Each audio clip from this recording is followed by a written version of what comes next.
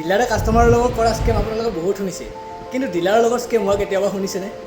ঘটনাটো হ'ল এনেকুৱা, 2018 চনত ছত্তীশগড়ৰ কৃষ্ণ অট'ৰাইডাৰ্ছ নামৰ এটা প্ৰতিষ্ঠানে JCB ইণ্ডিয়াৰ লগত চুক্তি কৰি 1-2 লাখ নহয়, প্ৰায় 50 কোটি টকা ইনভেষ্ট কৰি তেওঁলোকৰ ডিলাৰশ্বিপ ল'লে, মানে JCB ডিলাৰশ্বিপ ল'লে।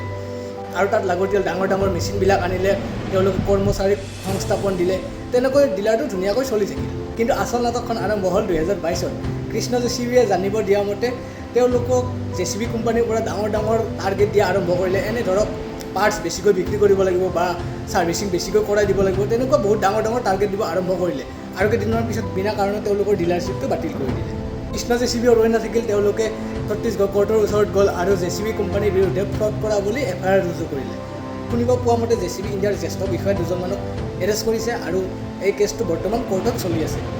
কিন্তু ভাবিবলগীয়া কথাটো হ'ল যে বিশ্ববিখ্যাত JCB কোম্পানীয়ে সঁচাকৈ স্কেম কৰিছে নে 50 কোটি টকা ইনভেষ্ট কৰি যিমানখিনি লাভ হ'ব বুলি ভাবিছিল সিমানখিনি লাভ নোহোৱাৰ বাবে তেওঁলোকক দোষ দিব বিচাৰিছে।